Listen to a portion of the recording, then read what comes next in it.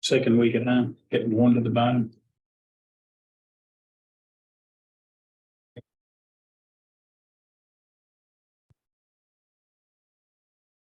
Work me to the bone, cheers. We'll say, yeah. Marsha's making you catch up on all the honeydews from the time you've been gone. It's 5 o'clock. Let's do it. I don't know if you noticed it said 5 o'clock. Look at now.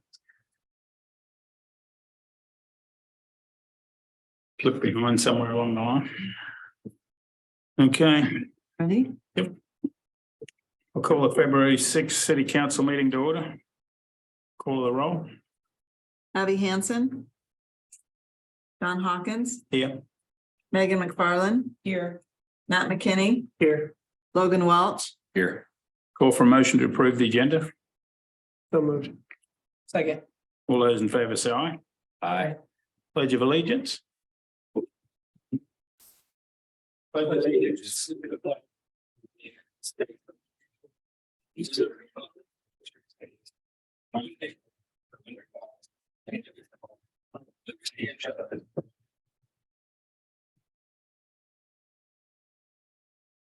Questions, communications and requests. This is the time of the meeting that a citizen may address the council on a matter not on the agenda. Except in cases of emergency, the city council will not take any action at this meeting, but may ask city staff to research the matter or have the matter placed on the agenda for a future meeting. Anyone have any? Yes, come on up to the. What's your name? I promise I'll keep it short. Tyler Anderson. I'm the new editor of the Daily Freeman Journal. Oh, okay. Just wanted to properly introduce myself to y'all. Yeah. I think it's my second week into this thing, so I'm sure some people have seen me already. Like I was over at State Duels earlier this. Feels like it was a few days ago, but this past weekend I was at basketball for a few games, and you'll start seeing me around a little bit. Don't mind me if I ask questions or anything. They're going to be softball pitches more than anything. I don't know. But no, I'm just here, and then I'll probably run back over to the office and watch the live stream. So Okay. cool. Thank you. Thank you. Okay. Well, Ian, come up. We'll do the oath of office.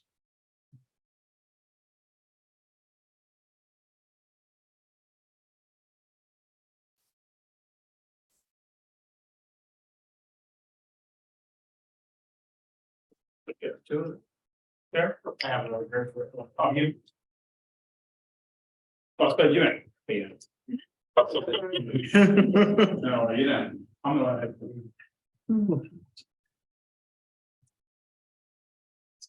Where would that? Okay. Repeat after me. Right. Ian Holcomb. Do solemnly swear that I will support the Constitution of the United States. Do solemnly swear that I will support the Constitution of the United States And the Constitution of the State of Iowa. and the Constitution of the State of Iowa. And that I will faithfully and impartially, And I will faithfully and impartially, to the best of my ability, to the best of my ability, discharge all duties of the police officer for the city of Webster City, discharge all duties of police officer for the city of Webster City, as now and hereafter required by law. as now and hereafter required by law. Okay. I, John Hawkins, Mayor in Webster City, Iowa, do hereby certify that that oath was administered by me orally to Ian Holcomb, and that the same is subscribed and sworn by Ian Holcomb on the 6th day of February 2023.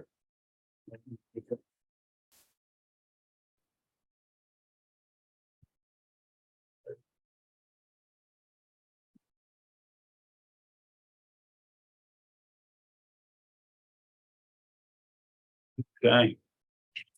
And you don't have to stay for the rest of the meeting.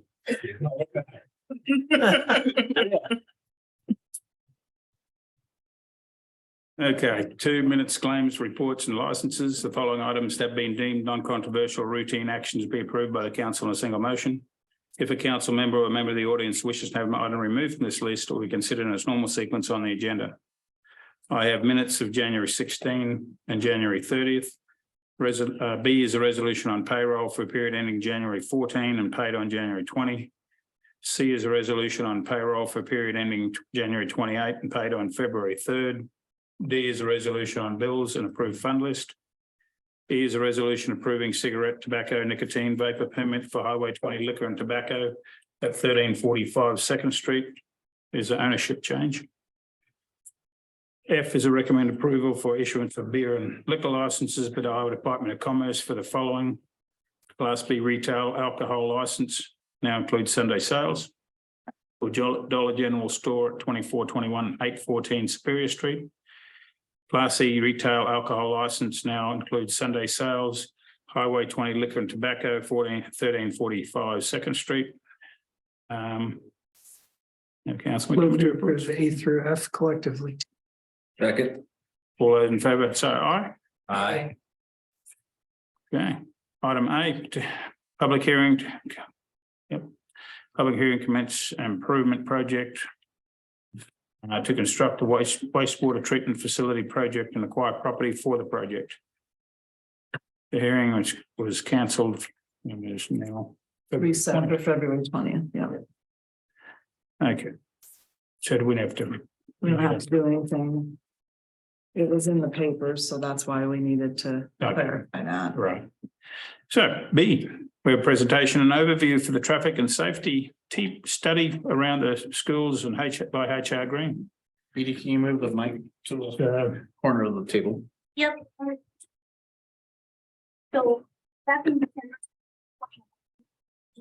we did go through some of the DOT grant opportunities and we have the traffic engineering assistance program. So what that program does is they offer engineering cover to perform a study around any areas in the community.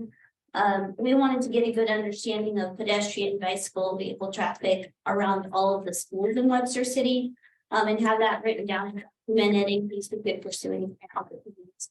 Sidewalk infill or just any improvements that might be recommended throughout the process. So today we do have Andy Swisher and Case Cutler from HR. They'll be doing their presentation. That we did go through this with some stakeholders in the community. So that was the police chief, our street superintendent, the traffic committee chairman, our Western City School District superintendent, and the transportation director. They did have a concern associated with one of the recommendations, and that was just tied to moving traffic towards Elm and Des Moines if that median were to be closed. So I just wanted you guys to be aware of that. But I'll hand it over to HR Green and Chase will do their presentation. All right, thank you for having us here tonight. I'm Andy Swisher. This is Chase Cutler. And she did a very nice job of explaining the TEAM program, which is what I was going to do. And we've got a few slides here. It shouldn't take very long to kind of walk through what we did for the study and the recommendations that came out of it. I'm going to let Chase kind of walk through those. Feel free to ask questions throughout, and Chase and I will be happy to answer those. So. Absolutely. PowerPoints, obviously we're all familiar with them. Hopefully this doesn't bore anybody too much, but I'll try to go through and just hit the main points of the study. There's obviously a lot more detail in the report that we put together. Basically what I'll be going through is this, the project history, how we got to the point that we got under contract to put the team together. Go through a quick review of the existing conditions at these different sites that we looked at, and then take a quick look at the study recommendations. And we usually put together recommendations that are good for the short term, something that can be done rather quickly with low cost, and then something a little long term, something that takes a little more capital and time to accomplish. And then we can have time for questions at the end. So the project history here is we got made aware of this through a letter put together by the city. The DOT received that December 2021. We got under contract in May 2022, and we did our field work, put our study together and submitted that at the end of 2022. So October timeframe was when our final report came out. The TEAP program is something you guys are probably somewhat familiar with, and you did do a great job explaining that. But It's a DOT program that allows municipalities to solicit the DOT to get engineering studies accomplished for the purpose of solving problems, traffic, pedestrian safety, whatever in the area. With the end result, hopefully, of securing grants, funding to accomplish some of these things. Quick overview of what we were here to do. We had 5 sites that we were going to take a look at. Well, five individual schools, 4 sites. We took a look at traffic data, crash data, pedestrian safety. We looked at roadway geometry. These are all existing things out there. The city did a great job helping us collect some of that data. They blanketed the city with speed collection devices. So we got a lot of good data back from them there. The 5 schools that we're looking at here, probably going to botch this first one, but St. Thomas Aquinas. Aquinas. Okay, I knew I was going to get that one wrong. Pleasant View Elementary, Sunset Heights Elementary, Webster City Middle School, and then the Webster City High School. Again, 4 sites because we've got the 2 spaced fairly closely together. We were here May 25th, 2022. We did our observations at these school sites before school and after school to get a good idea of what happens, drop off, pick up in the before and after school time periods. And then taking you through these different sites, we're going to start at Webster City Middle School, St. Thomas Aquinas. I'm just going to stop saying that. If they say something, that's what we say. We took a look at this site. We had 2 observers out there because this is a larger site. So they kind of posted up at different locations. I believe they were opposite ends of Elm Street, so Des Moines and Prospect, to try to get a good vantage point, sort of circulating the area. And a couple of these sort of bullet points I got off to the side are the high points. I mean, what you guys do here in this city is great. Your school administration, I think they're doing a lot of good things. Sometimes we do visit some of these sites, and this is not the first study we've done of this type. Sometimes there's a lot of things to kind of hit on, things to improve. You guys are doing a lot right. So, props to you there. The bus corral, the bus scramble you guys have set up there, it works well with the signage you got up there. It functions well for what you guys have. So you definitely have points there. A couple high level things that we noticed was there is only a pedestrian crossing guard at Elm Street. You've got a lot of pedestrian activity up and down Des Moines Street. So there's kind of room for improvement there. A major thing that stuck out was sort of this pinch point on Des Moines Street where you've got traffic exiting the middle school, as well as exiting St. Thomas on Water Street, where you've got a one-way. They're kind of both coming to a head right there at Water Street and Des Moines Street. There's a lot of pedestrian activity, more so in the after-school period. You're combining that with vehicular traffic. It's just got a lot going on there. And I do have a video included here. It's a quick 2-minute video, but it kind of demonstrates exactly what's going on at that intersection and along Des Moines Street.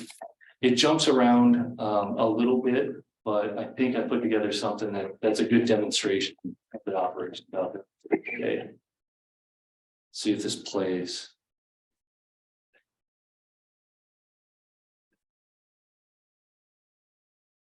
Try to narrate this a little bit. There's no audio. This is an immediate after school time period. You can see pedestrians using the crosswalk. This is right here at Water Street. I'm sure you guys recognize that. Kind of pans left and right. There was a pedestrian using the median there, if you missed it. Yeah. It's a lot of pickup activity that goes on along Des Moines Street, both sides. You can see sort of the walking platoon of younger children here. You see a lot of vehicles exiting the middle school, turning left. Vehicles exiting Water Street, turning left. You can see right here, you got a hard stop. And then the vehicle proceeds. It wasn't actually his right of way, but assuming there's some communication between drivers.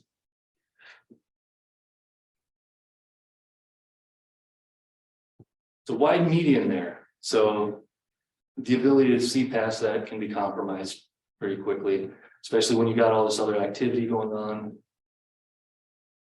Panned back south here, and you could see the platoon of smaller age children making their way across that crossing. And you can see the setup down there with the bus corral, the street closed. Transport time here a few minutes into the future. And you've got a lot, at this point, you've got a lot of the pedestrians that have sort of filtered out to vehicles, and you've got a lot heavier vehicle use with middle school traffic exiting. Got traffic queuing now kind of building up.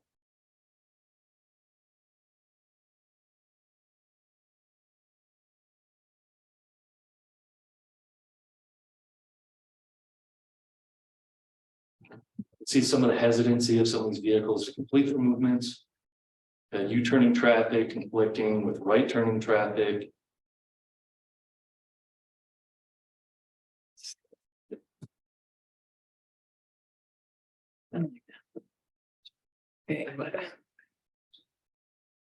Hopefully you guys don't recognize yourself in this. Here's a near collision. At least no one's going down the one-way street Right. that does that. So you can see there's a lot of traffic. I mean, these are short bursts, short periods of time, but it gets hectic, these before and after school periods. I think that's it. So then we're going to kind of jump to the recommendations that we put together. And again, these are all kind of high level, trying to hit the main points. The depiction on the right side is kind of the full recommendation. And what I've tried to highlight off to the left through the bullet points is some of the major recommendations. So for short term, you know, again, some of those low cost improvements that can be done rather immediately. There's some signage to be updated. There's a few things that can be relocated. You can add school zone signs, which is something that wasn't out there today. Adding those signs really designates the school zone area, and it gives you some other potential for enforcement for speeds and things like that. Again, there's some pavement markings that can be improved, sort of quick things that can be done tomorrow almost. And there's a few different areas. I'm not going to highlight everything, but some things you can do at the school sites themselves is improve the internal site circulation by putting pavement markings down. There was no stop bars at the exits. It's something that can be added. Stop signs. You can add the arrow pavement markings to help designate, you know, traffic paths and where they should be. There's signage that can be added to designate where you should be stopping, where you shouldn't be stopping, things of that nature. Another quick hitter is training for your crossing guard. There's certain things like safety vests or stop paddles that were absent that can be added to help improve the situation. Some of the longer term, higher cost improvements would be constructing a median closure at Water Street. So the left turns, the U-turns that we were seeing there, some of that interaction could be limited by closing that median. Also constructing a raised crosswalk, which is kind of a tabletop. You could add a crossing right there at Water Street, sort of enhance the pedestrian safety there, as well as lower vehicle speeds, because they're going to have to slow down, you know, in a way of kind of a speed table. So next slide shows the median in a little more detail, what we're talking about. You know, you could add signage there, and just gives you an idea of what a closure would look like, as far as giving you a safe place to stage pedestrians. So instead of just a single crossing, they could have a 2-stage crossing there. And off to the right, I'm trying to highlight the potential to reduce vehicle conflicts. I mean, that's really where accidents happen, is these crossing paths. Out there today, you've got, see if I can remember the numbers, you've got 10 vehicle conflicts and 8 pedestrian conflicts. And closing that median really puts you down to 2 vehicle conflicts and 4, 5 pedestrian conflicts. So reducing it quite a lot, your potential for accidents. Next slide here, we're looking at Pleasant View Elementary School. Just quickly going through this, the parent drop-off functions very smoothly. I understood from talking with some staff. You guys had a parent drop-off pickup kind of circulating the opposite direction from Ohio Street south down Wilson Avenue. They recognized there's some issues there with vehicles queuing up to Ohio Street. They reversed that. They now have parents coming in from Brewer Street up Wilson and seem to be functioning very well. It puts your drop-off on the driver's side of the vehicle, which isn't necessarily ideal, but it works well. It's off street. You have vehicles queuing down Wilson Street to the south, keeping them off of Ohio. Not a lot of bad things to say there. The speeds on Des Moines Street were a little high. This was the highest actually out of all the data points that were collected around the city. So 85th percentile speeds there, we're at 34 miles an hour. And then there's no pedestrian crossing of Des Moines Street. It appeared that there was a lot of staff parking in the Brewer Creek parking lot trail area and crossing the street. Anecdotal information is that in the summertime, you've got a lot of children that are recognizing the playground equipment and want to get over there, and they might be coming through the trail area. So adding a safe crossing at that point would be, beneficial for everyone. Yes, I got ahead of myself, but the recommendations here kind of follow what I just spoke of. I have a question. So I have a 6-year-old that attends that school, and you're saying the driver's side drop off isn't ideal. But the drop off's in the parking lot, like it's on the road, Yeah. like, I don't know if you guys observed this, but one thing that I always, because you sit there for like 10 minutes, right? I mean, it's fast, and you start thinking about how I can make this better. Yeah. And You want me to go back? so please, no, you're good. But on that Pleasant Street, what I notice is sometimes parents will park there, walk across the traffic, Yeah. just like grab their kid by the hand and walk them back to their car. And I think that now you have 6 or 7 different families crossing the stream of traffic, which I think if the school just made it mandatory, look, just put your car in line. Then your kid is loaded up in a car before you get back on the road. No one even has to cross the street unless maybe they live on that street and just walking home. But Sure. I don't know if you noticed that, but that's one thing I always Yeah. drives me nuts about. No, that. that's very perceptive. I was actually out there observing this site, and that's exactly one of the things I picked up on. Yeah, there's tons of people walking over to Pleasant with their kids. Yeah, I just think it there's- slows it down. Exactly. Yeah, that's a valid point. But that's something that's kind of hard to mandate. Right, yeah. So it kind of like we're a team, we're in this together, we're all cooperating, things are gonna go smoother. But there's always the person that wants to get ahead. If they just park up here, they take the kid across, or they come pick them up, they're in, they're out. Regardless of the line that's waiting to try to play by the rules, as you might say, but. Yeah. Yeah, That's a good observation. Good point. You really don't know how to mitigate that, but. Yeah. Yeah, And another thing, I mean, again, just if anyone's listening, the teachers and paraeducators that help transition the kids from the drop off to the school are amazing. Like they're very efficient, they're very helpful, like they're just, when your kid gets out of the car, they're good, they're good getting to the school, you don't have to worry about it. So that helps the speed of that a lot. You have 5 or 6 pairs out there, our teachers all the time, just helping. yeah, that seemed like a trend at most all of these school sites. I mean, the staff is very helpful. At getting people in and out. But yeah, absolutely. I believe that's some commentary I actually had in the report, was that if you could encourage parents to drop off their children, as intended, you would make things flow a little smoother. But yeah, absolutely. Some of the short-term recommendations we came up with here, signage again. I mean, a lot of this kind of goes back to signage to improve things. School zone signs, stop signs, exit only, enter only at the exits and entrances. Internal site and circulation pavement markings. Increased speed enforcement. So like I said, we found higher speeds on Des Moines Street within this area than we did at a lot of other locations. So encouraging law enforcement to supervise this area maybe more thoroughly could always help bring speeds down. Longer term improvements would be to construct a sidewalk extension from the trail to a new crossing of Des Moines Street. That would be signed. So to get people safely across Des Moines Street to the sidewalk that's on the east side of the roadway. And then they can make their way up to either the school, the playground, some of those destinations on that side.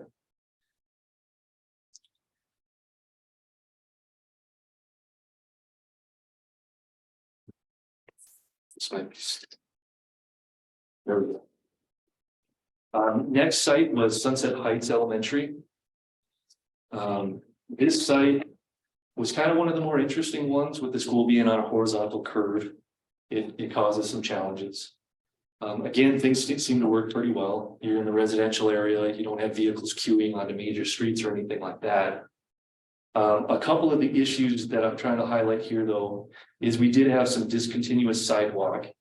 That was evident in a couple areas. One was along Beach Street. And another one that was more adjacent to the school is the sidewalk. And it's a little hard to explain this, but the sidewalk along Boone, so the south side of Boone, wrapping through the school parking area to Sunset Drive. There's no sidewalk there currently, so the situation you present pedestrians is they're forced to either cross at that point or walk through the parking lot to regroup at another sidewalk. So creating some sort of pedestrian accommodations that channelize them in a safe manner through that parking area would be beneficial. Vehicle speeds were clocked here at Beach Street, and they were at 31 miles an hour, which again is over your posted speed limit. And then a concern in this area was pedestrian accommodations to safely cross Beach Street. There currently aren't any in this area. So we tried to look at the most advantageous point to put a pedestrian crossing of Beach Street. And in the recommendations here, we're highlighting a couple of these improvements. Again, to go through the short terms, signage, school zone signs, school crossing signs around the curve, the inside curve, so that the east side curve of Boone Street, Sunset Drive. There's currently parking allowed, which presents some sightline issues with vehicles, causes potential situations where you have pedestrians crossing at that point that are moving between parked vehicles, which again is not a great safe place to place them. But constructing the sidewalk around that corner would be one of the best things to do with dollars as they become available to again get pedestrians out of the parking lot into a safe space there. Some of the long-term considerations here would be extending the sidewalk along Beach Street. So going back to the safe crossing point of Beach Street, we identified one of the best spots would be near Mary Lane. And currently on the west side of Beach Street, there is no sidewalk in this area. So what you would want to do first would be to construct sidewalk there so that we can provide a point to connect to Mary Lane to get pedestrians crossed there. So once we have sidewalk there, we can look at positioning that crossing. So marking the ped crossing there and potentially installing RRFBs, rectangular rapid flashing beacons, which is a pedestrian push button activated device. If you guys are not familiar, gives a ping pong LED. It's a enhancement device for the crossing. It doesn't actually control traffic, but it provides awareness of that crossing. So it provides a safer place to cross. That crossing on Beach has been a concern over several conversations over several years in the council with different parents at different times. Okay. So I'm glad it's being addressed because there's a lot of parents from Sunset that have reached out wanting a better and safer path from the west side of town to Sunset, because Sunset is like you probably notice like it's like a certain grade and above. So kind of an age where you start walking to school and parents feel a little more like given a little more leash, hey, go independent, do it, take it back to school. But getting across Beach, there's really no good spot. Sure. Yeah. Yeah, we looked at a few areas, lining it up with Mary Lane seemed most ideal. The only drawback was you don't have that sidewalk on the opposite side of the street.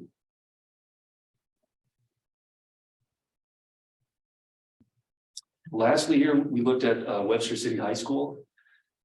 Some of the concerns of this site was after school vehicle speeds, you know, obviously with high school kids that are driving.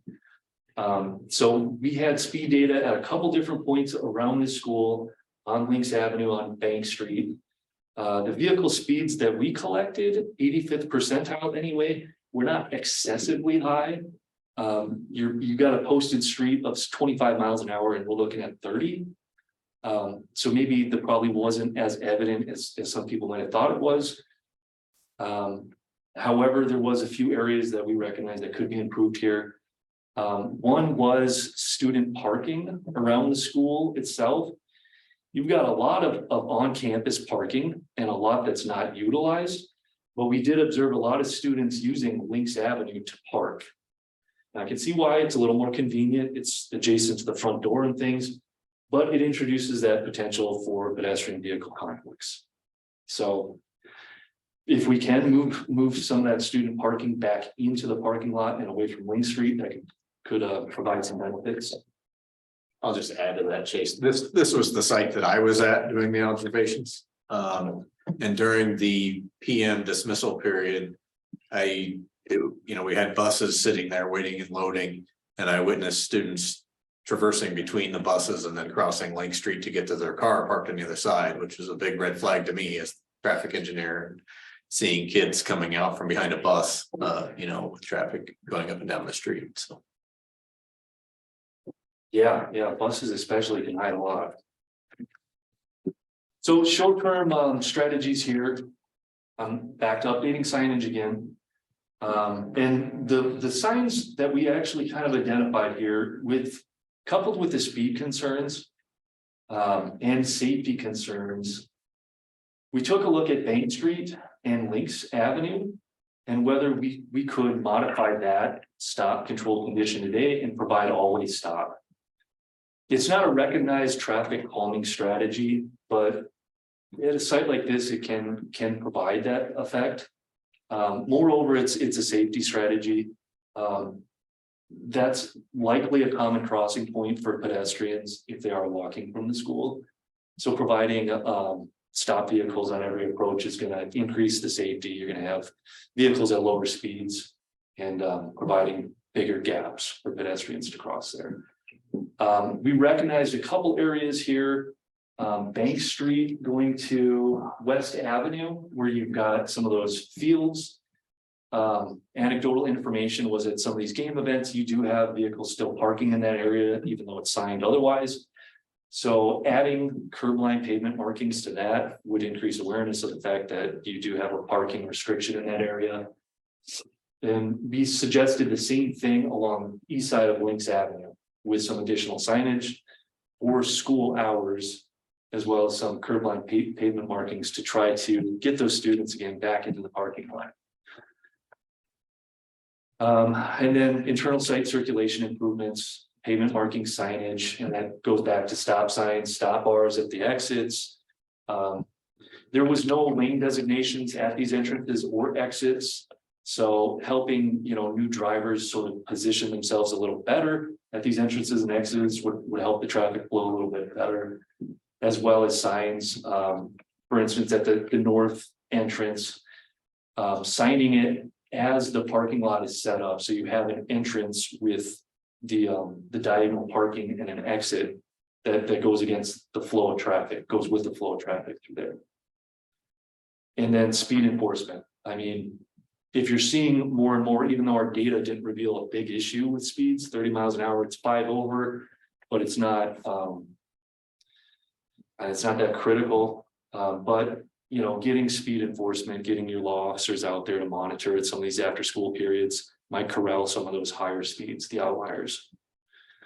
I will say again, as I was out there, before we went out to do these observations, there was the comment made to me that, here's the racetrack that, high school students come out of school and hit the gas and they're going, and you definitely saw some of that where students were coming out of that parking lot and getting on the gas. There was a lot of other, very respectful driving too. So, it's a mix. Yeah. And then threw this in here because everybody likes looking at the dollars and things, but we have a quick, engineering opinion of probable cost for some of these. I'll let you glance through it. This is one of the last pages of our report as well. It gives you kind of a quick idea of what some of these costs might be. And in the report, we hope we kind of set you guys up for some different funding opportunities. One of the last sections of the report is some potential areas to get funding for some of these improvements. That's it. Thanks very much. Are there any questions we can answer? Yeah. If anybody had anything. I have a question. Yeah. If you close the median at the middle school, will you cause people to just come up and U-turn on Elm Street and Des Moines Street? Is that what you? Because that seems like it'd be riskier, So. like where the bus scramble, like people. would Yeah, come- and right now, with the bus scramble being there, you've got that leg of the intersection closed, right? Right, You've got an all-way stop situation at the intersection, and we've got a crossing guard at the intersection. yeah, that makes sense. And so, one of the recommendations too is again, for, it would be better to have the crossing guard wearing the vest and having a paddle just to increase their visibility of that individual. So that intersection is actually probably the most protected intersection that you have during school periods. And looking again at, closing that median access to, to Water Street too. The idea is we're reducing conflict points, which is going to improve safety. I've heard that, the concern that what about U-turns at these other intersections, but I really don't see that would be a prevalent thing, particularly because you're in a location in town where you've got a very good grid system of streets, and some of them are one ways, I get that, but there are plenty of other opportunities to get where you need to go in town. And so that was part of our consideration too. Yeah. So going back to the reason for this study, it was really pedestrian safety oriented. Traffic engineering, you generally have sort of two areas that you can emphasize. You have traffic operations, you have safety. There's definitely overlap in the middle, but usually if you're trying to emphasize one over the other, you're kind of sliding in one direction on that scale. So this is definitely not a traffic operations improvement, but pedestrian safety and vehicular safety, it definitely is. And you can discourage U-turns, just public awareness campaigns. You can sign it. Again, the law enforcement presence always helps. Hopefully it's just dissuasion enough that you've got other opportunities and other places to go. The kind of choke point that we were talking about on Water Street, you're up against a one-way. So you don't really have a lot of opportunity to go anywhere else.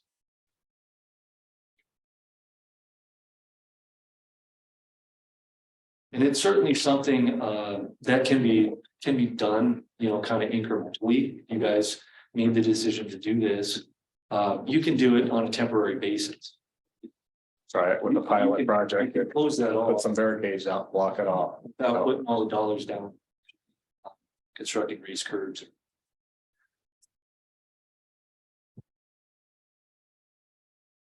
Any other questions we can? Thank you. Thank you for the opportunity.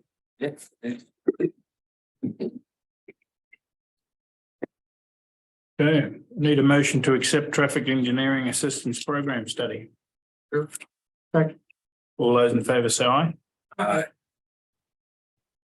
Okay, C is a resolution authorising the mayor to sign and execute enhanced Hamilton County fiscal sponsorship request to establish a Webster City Area Chamber of Commerce Fund. So the Webster City Area Chamber of Commerce did approach the city about local fiscal sponsor, and they want to develop an enhanced Hamilton County Foundation Fund. I'm going to go ahead and let Anna explain the ask. So she's going to come to the podium. Thanks, Phyllis. Evening, thank you, council, for considering this request. come before you tonight to ask you to be the fiscal sponsor for the Chamber of Commerce. It works somewhat similar to being the fiscal sponsor for our Enhanced Hamilton County Foundation grant application. Now that our nonprofit designation is reinstated, we are classified as 501c6 instead of a C3. This is the classification for all business leagues, and we're prohibited from having events, gambling activities for a profit. So a raffle or a bingo or a variety of other fundraising activities we cannot do without the assistance of foundations. That's the reason for the request. Thank you. Thank you.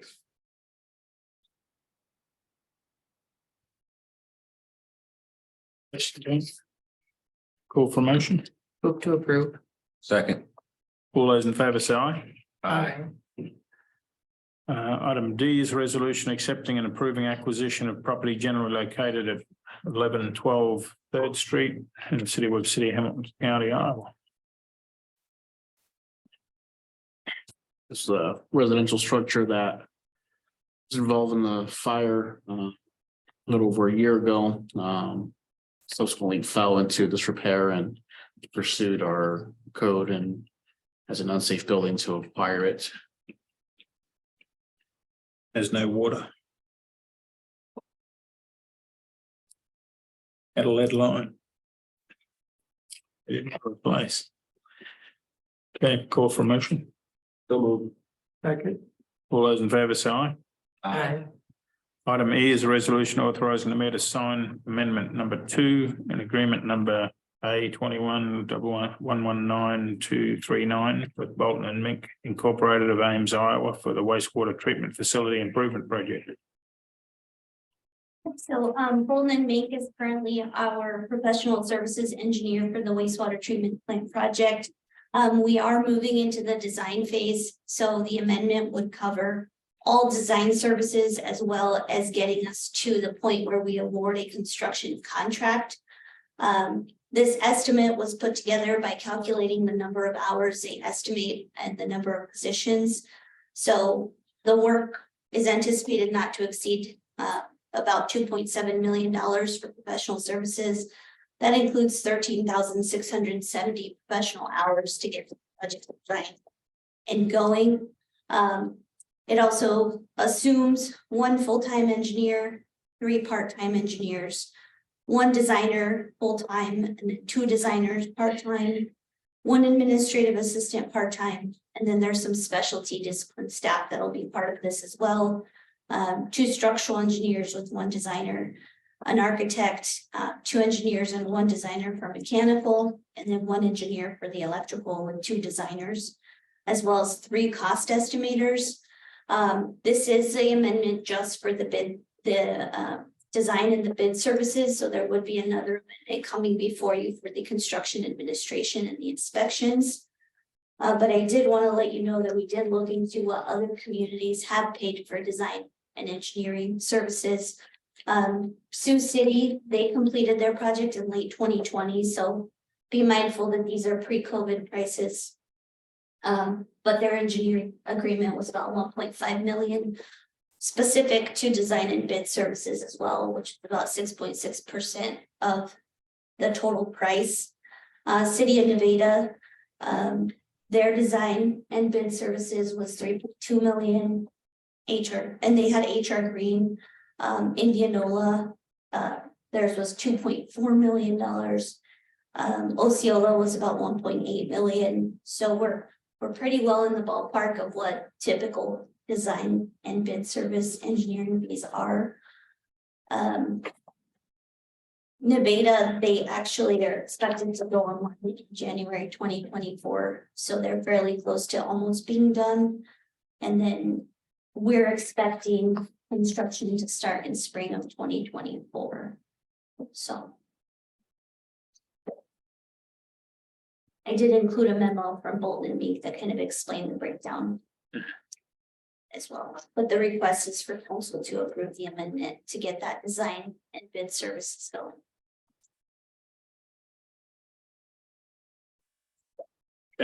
Call for motion. Still moved. Second. All those in favour say aye. Aye. Opposed, same sign. F is a resolution authorising the mayor to sign and execute amendment number 25 with Snyder and Associates to provide additional professional services for the on-call street paving specialist agreement needed for the splash pad project. Yep. So what you have before you is amendment number 25 provided by Snyder and Associates for their professional engineering. Services for the splash pad project. So what their services will provide are topography surveying, preliminary design, construction documents with bidding assistance, and then also construction services during the installation phase of this project. So in December, at the city council meeting, you wanted to move forward with this process, and this is where our next step is possibly going into contract with Snyder and Associates for the design and everything related to the splash pad project. Currently, we have $450,000 budgeted into our CIP for this next fiscal year for this project.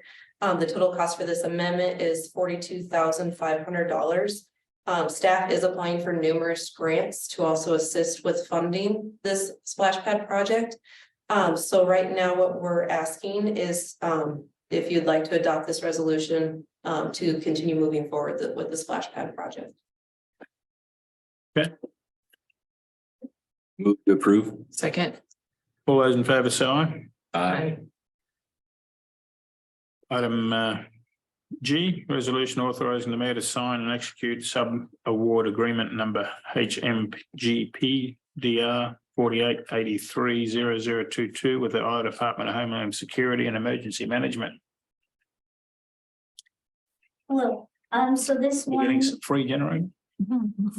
we applied for some FEMA funding through their hazard mitigation grant program about a year ago. And we're recently notified that we did receive the award to install 3 backup generators, 1 at each of the sewer lift stations.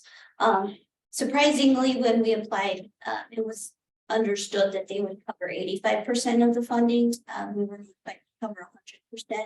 So this would come with no out of pocket to the city outside of the administration and the staff time associated with it. So this is just the next step in getting that grant funding. We have to execute the agreement and get that over to FEMA. So we're requesting authorize the mayor to sign. That's a good job getting that. Thank you. Move to approve. Second. All those in favour say aye. Aye. Item H, resolution authorising the city manager to purchase new Windows 11 computer from Allen Bradley panel view, an upgraded SCADA for automatic systems company. Good evening, Mayor and Council. Thanks for taking the time to review the memo for the supervisory control and data acquisition, otherwise known as SCADA. Keep that short for you guys. The SCADA computer we have right now is currently a Windows 7. Windows 7, that computer was installed in 2010. The support for Windows 7 ended in January of 2020. And the last time we had a major SCADA upgrade was in 2014-15, when we did the filters, low service pumps, and our high service pump upgrade. The SCADA system will help us control the quality of the finished water by adjusting the chemicals in real time. This is the remote monitoring will also help us provide visibility to status and alarms that come up, which gives the operators a better opportunity to respond in a timely manner, along with reducing the possibility of being out of compliance with the DNR. So I'm asking the council to adopt the resolution authorizing the city manager to purchase the necessary SCADA equipment. Move Thanks, to, Nick. move to approve. Okay. All those in favour say aye. Aye. Item I is resolution of the city council approving the city manager participation in the Harvard University's John H. Kennedy School for Government Senior Executive and State of Local Government Program for June 5th through June 23rd in Cambridge, Massachusetts. Congratulations, Dave. Thank you. Get accepted, I mean, what, one of 60 in the country. For the upcoming program year. So.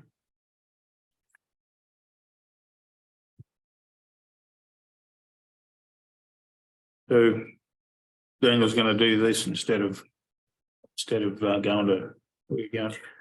Usually in May or in June, the Government Finance Officers Association has their annual conference that I generally attend. And so we're getting accepted into the Harvard program. I'm going to not go to the GFOA conference.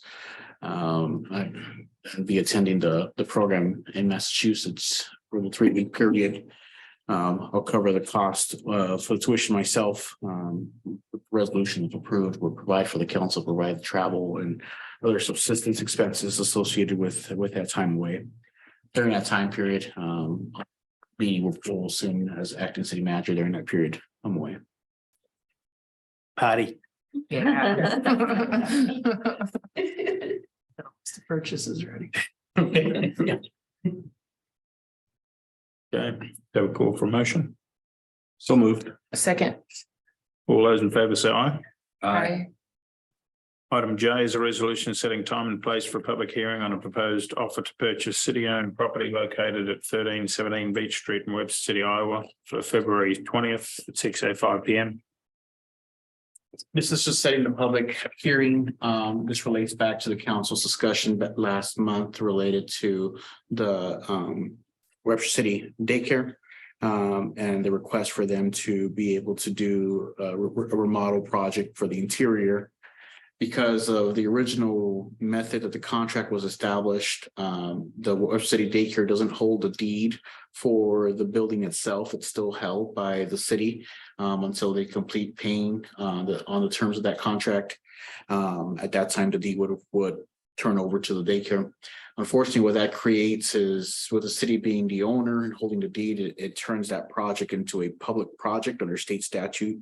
And so council's direction at that time was to proceed with modifying or executing a new purchase agreement that would allow for the transfer of the deed and not make it a public project in the future or any other future projects that they would have. And so staff's been working with that. Zach's preparing the new agreements that would go along with that. One caveat I want to point out that in doing our due diligence that we uncovered was that the original contract applied to only the building and the parking lot. It did not include the playground area, which is in this parcel here to the north, which also includes our not our wastewater, but our water tower. And I quickly realized that unless they wanted to buy a water tower, we would have to separate that part out, which they do not want to buy the water tower.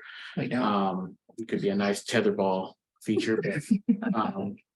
But in doing so, we realized that the original contract didn't include the playground. So at a future time and date, when we clean up all the property lines, we'll have to address that component as well with the Webster City daycare.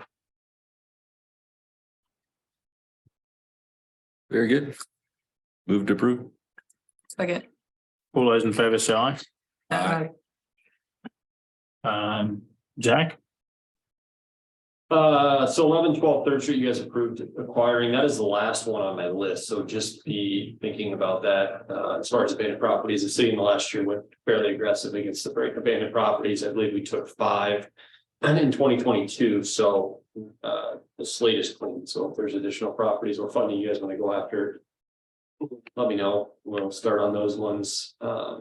721 and 719 20th Street, the Morning Glory and the property next door. If you guys drive by, you can obviously see the building is down now.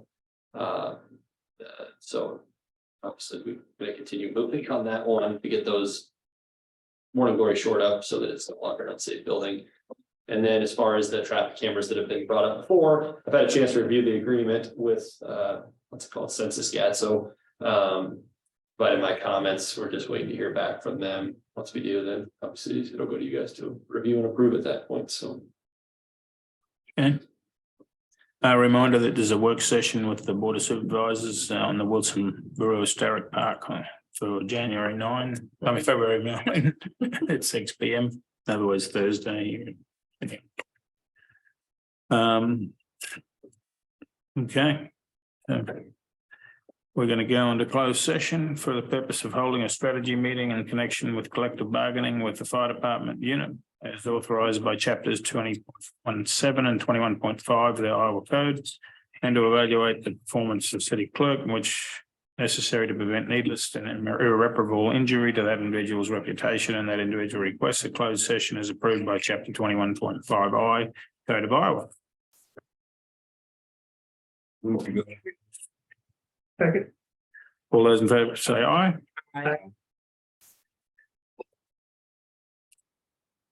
Well, man, everybody took off. You need to get your stuff